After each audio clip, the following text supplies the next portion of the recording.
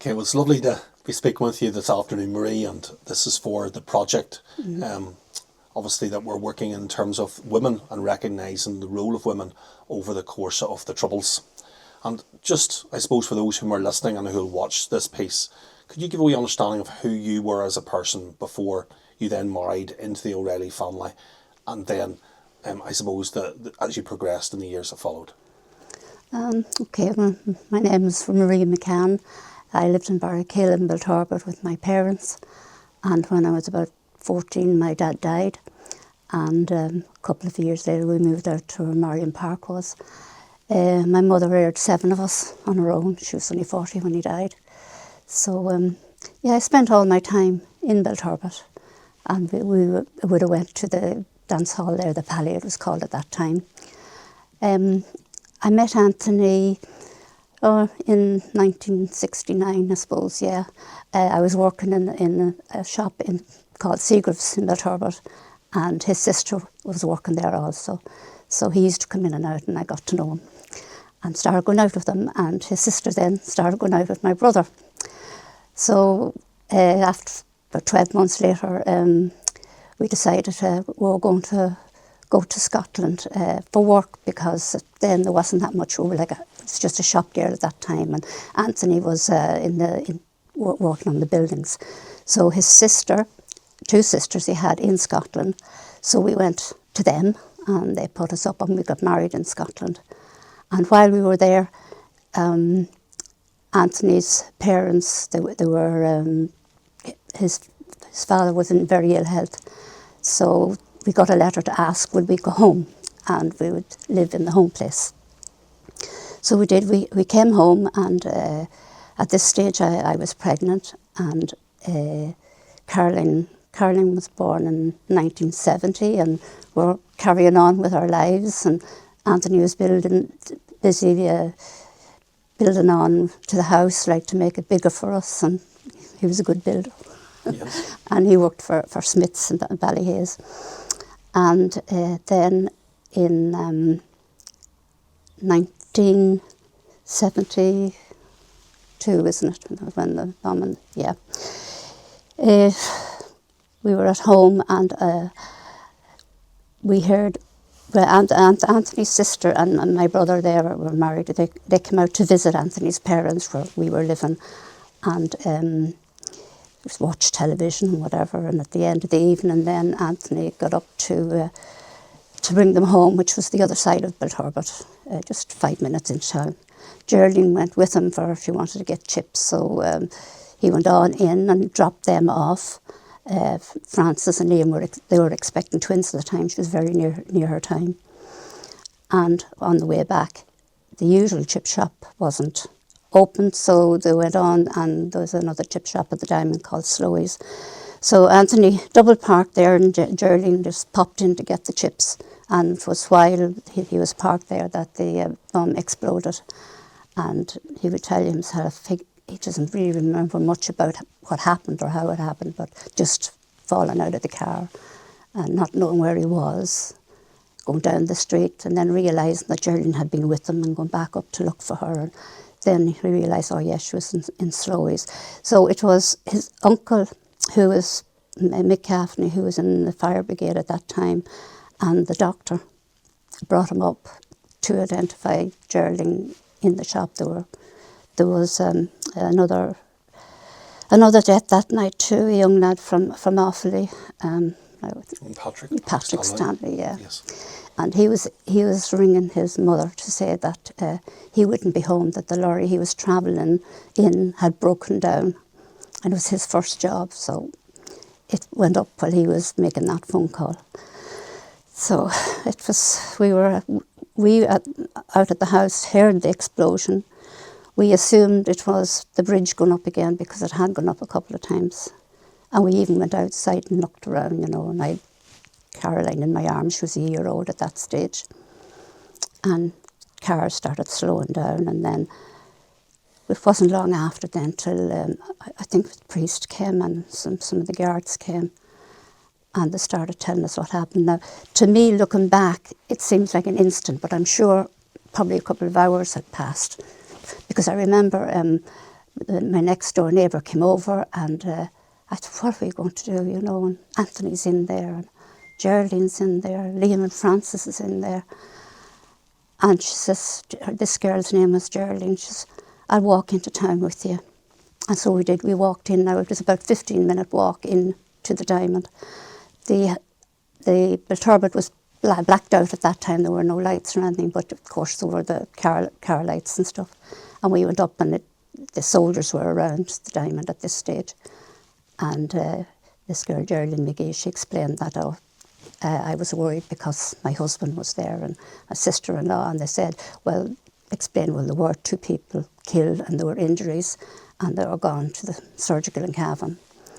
So we just had to turn back and walk back home again, you know. I just remember when I went back to the house was full. The doctor was there, he was giving medication to Anthony's mother and father. He wanted to know, would I take something? I said, no, and I lifted Caroline in my arms, and my mother had been there. She had been coming from Killeshandra, they were at bingo, and they had heard about it. And she was still in the house, and somebody left her home. I can't really remember exactly the details, but I lifted Caroline in my arms, and I just went to bed and cuddled in beside her until the next morning. And then again, the neighbours, Desi McGee and Geraldine, they took me up to see Anthony, who was in the surgical at the time. You know, he was all cuts and bruises, but he was alive, and that was the main thing. Marie, do you mind me asking, so for that whole period of time, you had absolutely no sense of whether Geraldine and Anthony were still alive? There was no communications or no sense of what was happening? No.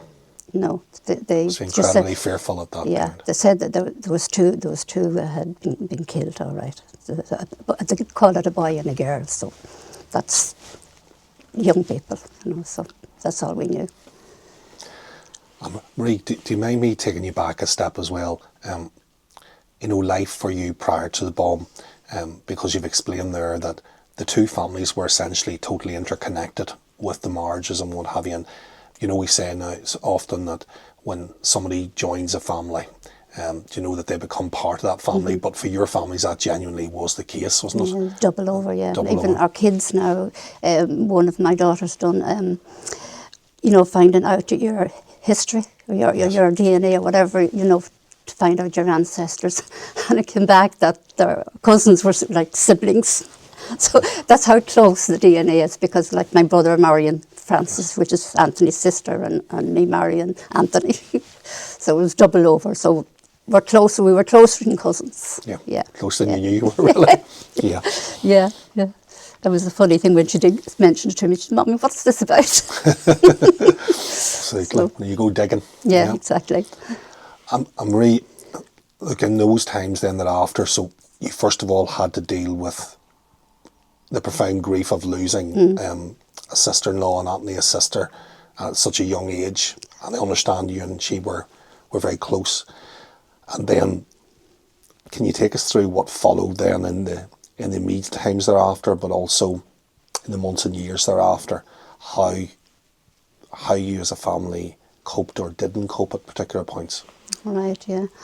Well, the thing was, Frances was expecting twins.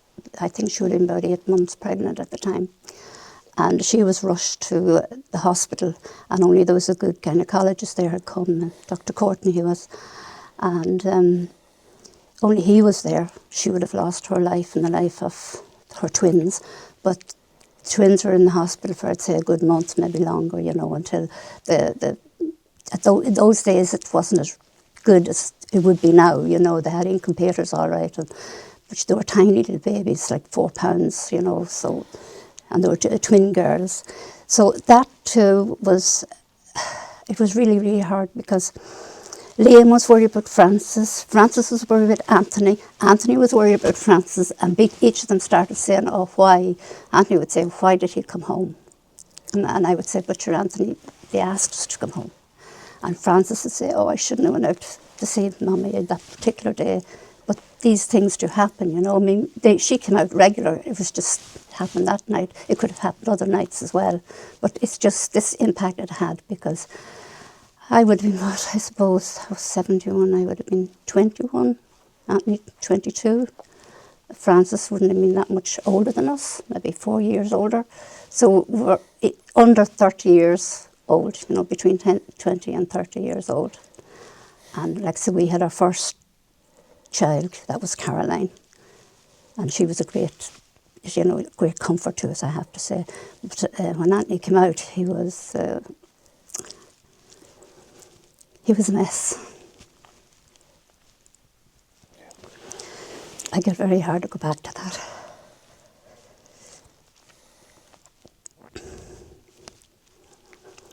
He was just really a shell of himself. He did have his job, and he went to his job, and he went going, and it just so much pain.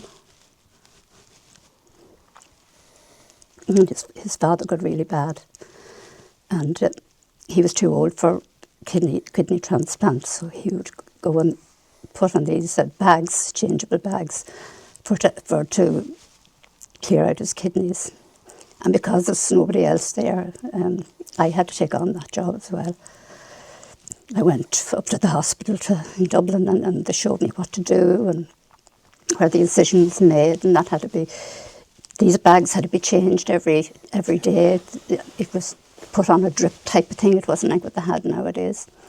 And that tube would have to be changed and cleaned and bandaged. Now you're talking about a young girl, 23, 24, doing this.